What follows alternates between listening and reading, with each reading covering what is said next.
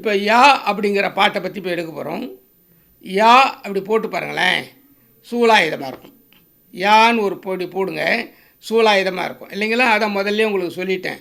அதான் இச்சாசக்தி, ஞானாசக்தி, கிரியாசக்தி, சிவபெருமாண்டி ஆயுதம் சூலம் அப்படின்னு உங்களுக்கு சொல்லிட்டேன்.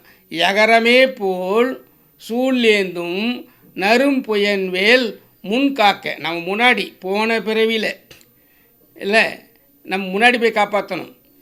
போன பிறவிலேயே நம்ம பண்ணின பாவங்களெல்லாம் சஞ்சித கர்மான்னு சொல்லுவாங்க. அந்த சஞ்சித கர்மாவெல்லாம் அந்த சிவபெருமான் குறைச்சிட்டான்னு வச்சிங்களேன், நம்ம இந்த பிறவியில் மோட்சம் வாங்கிடலாமே. அதனால் இப்போயே அதை சொல்கிறார் சுவாமி. எகரமே போல் சூழ்லேந்தும் நரும் புயன் வேல் முன் காக்க. இது உடலுக்கு ஒரு வகையில் சொல்கிறது, முன்னாடி காப்பாற்றுன்னு.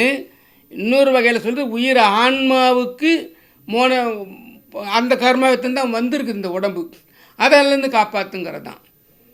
எகரமே போல் சூழ்லேந்தும் நரும் புயன் வேல் முன்காக்க, அகரமே முதலாம் ஈராறு அம்பகன் வேல் பின் காக்க.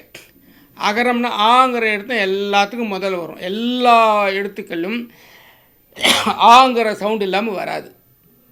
அகரமே முதலாம் ஈராறு அம்பகன் வேல் பின் காக்க. பின்னாடி சஞ்சித கர்மா இல்லாமல் பார்த்துக்கோ. அதாவது ஆகாமிய கர்மான்னு ஒன்று, சஞ்சித கர்மான்னு ஒன்று. சஞ்சித கர்மாங்கிறது பழைசு, அதுக்காக தான் பிறந்திருக்கிறோம்.